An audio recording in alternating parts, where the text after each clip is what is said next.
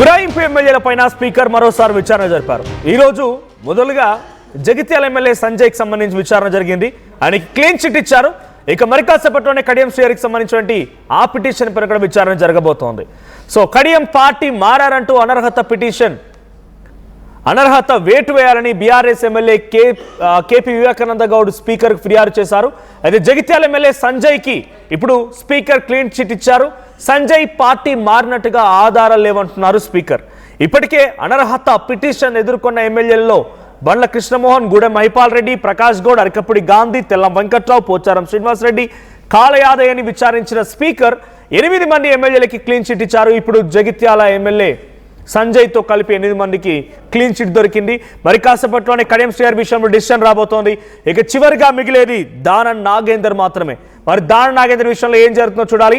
So KP Vivekananda Goud ఇచ్చిన petition ఆధారితంగా ఇప్పుడు కడియం శ్రీహరిని విచారించబోతున్నారు. కడియం శ్రీహరి విషయంలో వాదనలు విన్న స్పీకర్ ఎటువంటి తీర్పిస్తారో చూడాలి. సో ఇప్పటికే 7గురికి అంటే 8 మంది క్లీన్ చిట్ వచ్చేసింది. సో తెల్లం వెంకట్రావు, దానం నాగేందర్, కడియం శ్రీహరి విషయంలో మరి కాసేపటి రాబోతోంది. గూడెం మహిపాల్ రెడ్డి, బండ్ల కృష్ణమోహన్, ఆ తర్వాత అరికపుడి గాంధీ, పోచారం శ్రీనివాస్ రెడ్డి, ప్రకాష్ గౌడ్ వీళ్ళందరి విషయంలో కూడా క్లీన్ చిట్ దొరికింది. వాళ్ళు పార్టీ మారినట్టుగా ఆధారాలు లేవు. వాళ్ళు వేసుకున్న కండువాలు దేవుడి కండువాలు. వాళ్ళు పార్టీ మారడానికి ఎటువంటి ఆధారాలు లేవు. వాళ్ళు బీఆర్ఎస్ పార్టీలను కొనసాగుతున్నారు. స్పీకర్ లెజిస్లేటివ్ రికార్డ్స్లో కూడా వాళ్ళు బీఆర్ఎస్ పార్టీ నేతలుగానే ఉన్నారు అన్నట్టుగా చాలా క్లియర్గా స్పీకర్ చెప్తున్నారు. అంతేందుకు మన అసెంబ్లీలో కూడా ఈ 8 మంది ఎమ్మెల్యేలు మాట్లాడినప్పుడు వాళ్ళ కింద డెఫినెట్గా అసెంబ్లీలో మీ అందరూ చూస్తే కనుక పలానా కడియం శ్రీహరి బీఆర్ఎస్ అనో, లేకపోతే పోచారం శ్రీనివాసరెడ్డి బీఆర్ఎస్ అనో, బీఆర్ఎస్ అనే వచ్చింది కానీ కాంగ్రెస్ అని ఎక్కడ రాలేదు. మరి ఇక్కడ బీఆర్ఎస్ పార్టీకి సంబంధించిన ఎవరైతే పిటిషన్ దాఖలు చేశారో మీరు కాంగ్రెస్ నాయకులు కూర్చునే వైపుగా ఎందుకు కూర్చుంటున్నారు హాల్లో అని అంటే వాష్రూమ్స్ దగ్గరగా ఉన్నాయి, మాకు టాయిలెట్స్ దగ్గరగా ఉన్నాయి, అందుకే కూర్చున్నామని చెప్పి 8 మంది ఎమ్మెల్యేలు అయితే క్లీన్ చిట్ దొరికాయో వాళ్ళు చెప్పారంట. ఇప్పుడు కడియం శ్రీహరి విషయంలో కూడా దాదాపు అదే జరగబోతోంది. కానీ కడియం శ్రీహరి విషయంలో ఒక టెక్నికల్ అంశాన్ని బీఆర్ఎస్ పార్టీ ఘంటాపదంగా చెప్తోంది. చాలా గట్టిగా పట్టుబడుతున్న అంశం ఏంటంటే ఆయన బీఆర్ఎస్ పార్టీ తరఫున స్టేషన్ గన్పూర్ ఎమ్మెల్యేగా గెలుపొందిన తర్వాత వచ్చినటువంటి ఎంపీ ఎన్నికల్లో తన కుమార్తెని కాంగ్రెస్ పార్టీతో చేర్పించి తనే ఒక రకంగా జనరల్గా నామినేషన్ ప్రక్రియ అందరికి తెలిసిందే, సపోర్టర్స్గా సైన్ చేస్తారు. ఏకంగా కడియం శ్రీహరి సపోర్టివ్ సిగ్నేచర్ ఇవ్వడమే కాకుండా కాంగ్రెస్ పార్టీ హస్తం గుర్తుకి ఓటు వేయమని చెప్పి ప్రచారంలో పాల్గొన్నారు. ఆ తర్వాత పోస్టర్లో కడియం శ్రీహరి ఫోటో కనిపించింది. వీటన్నిటిని టెక్నికల్ అంశాలని కొంత ఆసరగా చేసుకొని బీఆర్ఎస్ పార్టీ కడియం శ్రీహరిని రౌండప్ చేయాలనుకుంటోంది. ఇంకొక విషయం ఏంటంటే స్టేషన్ గన్పూర్లో ఎలాగైనా ఉప ఎన్నికలు వస్తాయి, స్టేషన్ గన్పూర్లో ఉప ఎన్నికల్లో మేము పోటీ చేస్తామన్న రకంగా ఒక అంశాన్ని కూడా తెరలేపారు.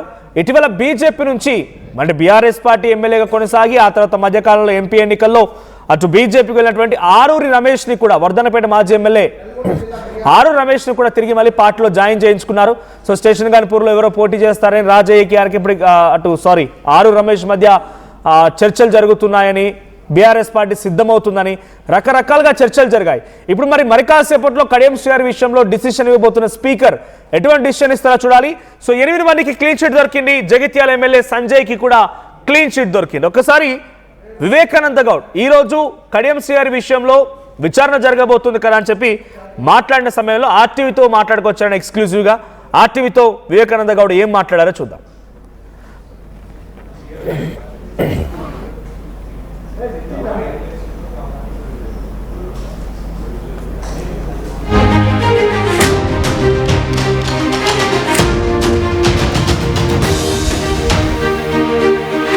సందర్భంలో విచారణ దాదాపు చాలా రోజులు దీని దాటివేసే ధోరణిలోనే ప్రభుత్వము ప్రవర్తించి ఎట్టకేలకు మేము 2 ఏప్రిల్ 2024లో డిస్క్వాలిఫికేషన్ పిటిషన్ స్పీకర్ గారి దగ్గర మేము దరఖాస్తు చేస్తే అంటే దాదాపు 2 సంవత్సరాల తర్వాత సుప్రీంకోర్టు ముట్టకాయలు వేసిన తర్వాత, సుప్రీంకోర్టు వాతలు పెట్టిన తర్వాత సుప్రీంకోర్టు స్పీకర్ గారిని మరి మీరు ఇక్కడ ఉంటారా మరి లోపల ఉంటారా బయట ఉంటారా అని ప్రశ్నించే సందర్భంలో ఈరోజు మరి విచారణకు పిలవడము, మా యొక్క వాంగ్మూలం తీసుకురావడానికి పిలవడము మరి కేవలము మా న్యాయ పోరాటంలో భాగమే తప్ప ఈ ప్రభుత్వము దున్నపోతు మీద వర్షం పడ్డట్టే, ఈ ప్రభుత్వము చౌటోని ముందు చంకమూదినట్టే ఉంది తప్ప ప్రభుత్వము ఎక్కడ కూడా రాజ్యాంగాన్ని రాజ్యాంగాన్ని కానివ్వండి, సభా సాంప్రదాయాలను కానివ్వండి, ఎక్కడ కూడా పాటించట్లేదు. కేవలము అహంకార పూరిత ధోరణి ప్రభుత్వం ప్రదర్శిస్తూ ఉంది. ప్రభుత్వము స్పీకర్ గారిని తమ యొక్క పనులు చేయకుండా నియమ నిబంధనలను అతిక్రమించి స్పీకర్ గారితో పని చేపిస్తా ఉన్న సంగతి గుర్తు చేస్తా ఉన్నాను. కడియం శ్రీహరి గారి విషయంలో ముఖ్యంగా మరి వారి సొంత కూతురే మరి కాంగ్రెస్ పార్టీ ఎంపీ అభ్యర్థిగా పోటీ చేసినది. వారు బాహాటంగా నేను దేనికైనా సిద్ధమని చెప్పేసి తొడగొట్టిండు, ఏదో పెద్ద ఛాలెంజ్ చేసిండు. నేను దేనికైనా సిద్ధమే, నేను రాజకీయ పార్టీలు ఉండు, నేను కాంగ్రెస్ పార్టీలో ఉంటా అని చెప్పినాడు. మళ్ళీ ఈరోజు ఏ ముఖం పెట్టుకొని నేను బీఆర్ఎస్ పార్టీలో చెప్పుకోవడానికి సిగ్గుందా అని చెప్పి ప్రశ్నిస్తూ ఉన్నాను. పార్టీ మారనని చెప్పుకోలేదు దమ్మున్నాడు. అయితే బీఆర్ఎస్ పార్టీలో పిలిచి కాంగ్రెస్ పార్టీ పోయిన తర్వాత నేను కాంగ్రెస్ పార్టీ చెప్పుకో. కాంగ్రెస్ పార్టీ నుంచి నువ్వు పోయిన తర్వాత, కాంగ్రెస్ పార్టీకి ప్రచారం చేసిన తర్వాత, ఈరోజు కూడా నువ్వు మున్సిపల్ ఎలక్షన్స్లో కాంగ్రెస్ పార్టీకి ప్రచారం చేసుకుంటూ నేను ఇంకా బీఆర్ఎస్ పార్టీలో ఉండని చెప్తానికి రాజకీయంగా ఇంత సుదీర్ఘ అనుభవం ఉన్నటువంటి ఎన్నో పదవులు చేపట్టేటువంటి కడియం శ్రీహరి గారికి తగ్గుతుందా? రైట్, ఇది వివేకానంద గౌడ్ మాట్లాడుతున్న మాట. పార్టీ మారినా కూడా మారామని చెప్పుకోలేని దౌర్భాగ్యమైన పరిస్థితుల్లో ఆ ఎమ్మెల్యేలు ఉన్నారు. 8 మంది ఎమ్మెల్యేలకు ఇప్పటికే క్లీన్ చిట్ ఇచ్చిన స్పీకర్ ఇక్కడ ఏం చేస్తారో చూడాలన్నట్టుగా ఆయన మాట్లాడుతున్నారు. డెఫినెట్గా వీటన్నింటినీ కూడా మళ్ళీ ఛాలెంజ్ చేసే అవకాశం ఉంది. లీగల్గా మళ్ళీ బీఆర్ఎస్ పార్టీ ఫర్దర్గా ప్రొసీడ్ అయ్యే అవకాశాలు కూడా కనబడుతున్నాయి. మా ప్రతినిధి మధు ఉన్నారు లైవ్లో. మధు, సో మరి కాసేపట్లోనే కడియం శ్రీహరి విషయంలో ఏదో ఒక తీర్పు అయితే రాబోతోంది స్పీకర్ నుంచి. దాదాపుగా 8 మంది ఎమ్మెల్యేల వైపుగా ఏ రకమైన తీర్పు అయితే ఇచ్చారో అదే రకమైన తీర్పు రాబోతున్నటువంటి ఒక సంకేతం, ఒక ఆశాభావం అయితే కాంగ్రెస్ అండ్ కడియం వర్గీయులు ఎక్స్పెక్ట్ చేస్తున్నారు. సో బీఆర్ఎస్ పార్టీ కూడా ఒక రకంగా అదే ఆలోచిస్తోంది. 8 మంది విషయంలో ఇచ్చినటువంటి ఆ స్పీకర్ ఈ కడియం శ్రీహరి విషయంలో ఏదో కొత్తగా తీర్పునిస్తారు, షాక్ గురి చేస్తారని మరి ఊహించడం లేదు కూడా. సో ఎప్పుడు రాబోతోంది, దీనిపైన బీఆర్ఎస్ యాక్షన్ ప్లాన్ ఏముండే అవకాశం ఉంది? ఆ తర్వాత చిట్ట చివరిగా మిగిలేటువంటి ఒకే ఎమ్మెల్యే దానం నాగేందర్ విషయంలో ఏం నిర్ణయం తీసుకునే అవకాశం ఉంది? ఎప్పుడు విచారణ జరపబోతున్నారు?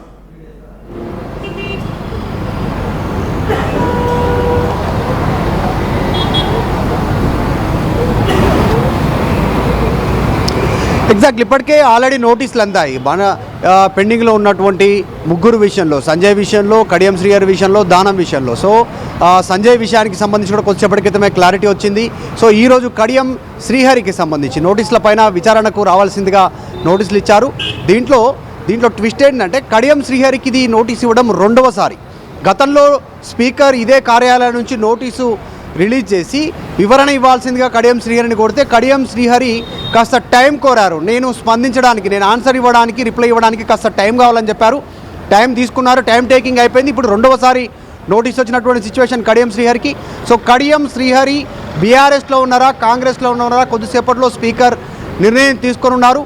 దాని రిజల్ట్ కాస్త బయటకు వచ్చేసరికి లేట్గా ఉండొచ్చు, కానీ ఈరోజు ఆయనకు సంబంధించిన అంశంలో క్లారిటీ రానుంది. దీనికి కౌంటర్గా బీఆర్ఎస్ పార్టీ ఎమ్మెల్యే కుత్బుల్లాపూర్ నుంచి వివేకానంద గౌడ్ ఆయన వివరణ ఇవ్వడానికి వెళ్ళారు. స్పీకర్ కార్యాలయంలోకి వెళ్ళారు కొద్దిసేపటి క్రితమే. ఆయన మరికొద్దిసేపట్లో బయటకు వచ్చే అవకాశం ఉంది. సేమ్ కడియం శ్రీహరి కూడా ఈరోజు స్పీకర్ ముందు, కార్యాలయం ముందు, ట్రిబ్యునల్ ముందు హాజరవ్వాలి. ఆయన వివరణ ఇవ్వాలి, ఆయన ఏ పార్టీలో ఉన్నారు అనేటువంటిది మౌఖికంగా, వ్రాతపూర్వకంగా, డీటెయిల్గా ఆయన ఇవ్వాల్సినటువంటి అవసరం ఉంది. కాకపోతే దీనికి వ్యతిరేకంగా సాక్ష్యాలను, పార్టీ మారారు అనేటువంటిది, పార్టీ ఫిరాయింపులకు సంబంధించిన విషయంలో బీఆర్ఎస్ హైకోర్టుకి, సుప్రీంకోర్టుకి, స్పీకర్ కార్యాలయానికి ఇవన్నీ ఇప్పటికే పూర్తి ఆధారాలు సమర్పించింది. వీడియో క్లిప్స్, పేపర్ కట్టింగ్స్, వాళ్ళు గతంలో మాట్లాడినటువంటి అంశాలు, వాళ్ళు స్వయంగా సోషల్ మీడియాలో అప్లోడ్ చేసుకున్నటువంటి వీడియోలు, పార్టీ మారామని చెప్పినటువంటి అవన్నీ కూడా మాటలతో మొత్తం డీటెయిల్గా స్పీకర్ కార్యాలయానికి ఇచ్చారు. సేమ్ మిగతా మొత్తం 10 మందికి సంబంధించిన విషయంలో 8 మంది పైన క్లారిటీ ఇచ్చినటువంటి సిచ్యువేషన్. వాళ్ళంతా క్లీన్ చిట్ ఇచ్చారు. గతంలో 7 ఎమ్మెల్యేలకు సంబంధించి మొదట్లోనే క్లీన్ చిట్ ఇచ్చారు. స్పీకర్ వాళ్ళు బీఆర్ఎస్లోనే ఉన్నారనేటువంటిది బీఆర్ఎస్ మొదటి నుంచి ఊహించినట్టుగానే, మొదటి నుంచి చెప్తున్నట్టుగానే టెక్నికల్ ఆధారంగా వీరందరూ బీఆర్ఎస్లోనే ఉన్నారనేటువంటిది స్పీకర్తో చెప్పిస్తారు, ప్రభుత్వం ప్రెజర్ చేస్తుంది అనేటువంటిది ఆ గతంలో బీఆర్ఎస్ పార్టీ నాయకులు స్టేట్మెంట్ చేశారు. ఒక్క ఖైరతాబాద్ మీద మాత్రమే సంశయంతో ఉన్నారు. ఖైరతాబాద్ ఉప ఎన్నికను ఫేస్ చేసే సిచ్యువేషన్ ఉండొచ్చు అనేటువంటిది ఒక అనుమానాన్ని వ్యక్తం చేశారు. సేమ్ ఇప్పుడు గతంలో కాంగ్రెస్లోనే ఉన్నాను అని దానం నాగేందర్ చెప్పారు. ఉప ఎన్నిక వస్తుంది, నేనే నిలబడతా, నేనే గెలుస్తా అనే స్టేట్మెంట్ చేసిన దానం నాగేందర్ సడన్గా ప్లేట్ ఫిరాయించారు. దానం నాగేందర్ ఇప్పుడు మళ్ళీ నేను బీఆర్ఎస్ పార్టీకి నేను రాజీనామా చేయలేదు, బీఆర్ఎస్ పార్టీ నన్ను సస్పెండ్ చేయలేదు, సో నేను బీఆర్ఎస్ పార్టీలోనే ఉన్నాను అనేటువంటి దానం నాగేందర్ ప్లేట్ ఫిరాయించడం వెనకాల కూడా చర్చ కొనసాగుతుంది. సో దానం విషయంలో ఏం చేయనున్నారు, కడియం శ్రీహరి విషయంలో స్పీకర్ ఎలాంటి నిర్ణయం తీసుకున్నారు అనేటువంటిది పెద్ద ఎత్తున చర్చ కొనసాగుతుంది. సో కొద్దిసేపట్లోనే ఒక క్లారిటీ రానుంది. దానం తర్వాత కడియంకి సంబంధించి దానం విచారణ కూడా కంప్లీట్ అయింది. సో కాబట్టి కడియం విషయంలో కూడా స్పీకర్ ఒక నిర్ణయం తీసుకొని ఉన్నారు. మరి ఆయన బీఆర్ఎస్ఆ లేకుంటే కాంగ్రెసా అనేటువంటి దానిపైన ఒక సంశయం ఉంది. స్పీకర్ ఎలాంటి నిర్ణయం తీసుకుంటారంటే గతంలో ప్రచారం జరిగిన మాట వాస్తవం. ఖైరతాబాద్, స్టేషన్ గన్పూర్, దానం నాగేందర్, కడియం శ్రీహరి ఇద్దరు ఉప ఎన్నికను ఫేస్ చేయబోతారు అనేటువంటిది. కానీ ఇప్పుడున్న సిచ్యువేషన్లో కడియంని కూడా టెక్నికల్గా ఆయన బీఆర్ఎస్ అని చెప్పనున్నారు అనేటువంటిది బీఆర్ఎస్ పార్టీ ఎమ్మెల్యే కుత్బుల్లాపూర్ సంబంధించి వివేకానంద గౌడ్ కొద్దిసేపటి క్రితమే క్లారిటీ ఇచ్చారు. సిగ్గుంటే రాజీనామా చేయాలి, ఏ పార్టీలో చేరామని చెప్పుకునేటువంటి ధైర్యం లేకపోతే ఎందుకు అంత సీనియర్ అన్ని పదవులు చేశారని చెప్పుకున్న కడియం శ్రీహరి అనేటువంటి స్టేట్మెంట్ చేస్తూ ఉన్నారు. సో వాళ్ళు ఆ సభలో చేసినటువంటి కామెంటు, బయట చేసినటువంటి కామెంట్స్ అంతా పెద్ద ఎత్తున సోషల్ మీడియాలో వైరల్ అవుతా ఉన్నాయి. స్పీకర్ కరెక్ట్ నిర్ణయం తీసుకోవట్లేదు అనేటువంటి ఆరోపణలను బీఆర్ఎస్ చేస్తూ ఉంది. సో ప్రస్తుతం విచారణ కొనసాగుతుంది. బీఆర్ఎస్ వెర్షన్ వింటూ ఉన్నారు స్పీకర్ లోపల. కొద్దిసేపట్లో కడియం శ్రీహరి వివరణ కూడా విననున్నారు. కడియం హాజరవుతారా స్పీకర్ ముందుకు, లేక ఆయన అడ్వకేట్లను పంపిస్తారా, ఇంకా క్లారిటీ లేదు. సో కొద్దిసేపట్లోనే స్పీకర్ నిర్ణయం తీసుకొని ఉన్నారు.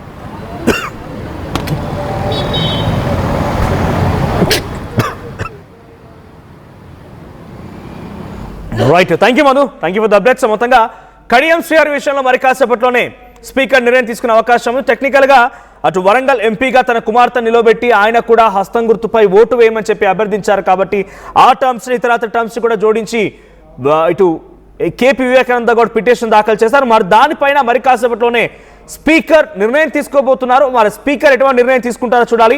సో పెద్దగా ఏదో ఊహించి షాక్ గురవుతారు. కడియం శ్రీహరి విషయంలో స్పీకర్ ఏదో షాక్ నిర్ణయం తీసుకుంటారనేటువంటి భావన ఎవరికి కారణంలో ఎవరికి పెద్దగా ఆశ్చర్యం కానీ అంతటి ఆతృత కానీ లేదు. ఎందుకంటే గతంలో 8 మందికి ఇచ్చినటువంటి స్పీకర్ ఇప్పుడు కడియం శ్రీహరి విషయంలో ఏదో మార్పుగా ఇస్తారు, ఏదో వేరే కొత్త నిర్ణయం తీసుకుంటున్న రకంగా ఎవరు ఆశించడం లేదు. సో సేమ్ అదే రకమైన క్లీన్ చిట్ ఇచ్చే అవకాశాలు ఎక్కువ కనబడుతున్నాయి.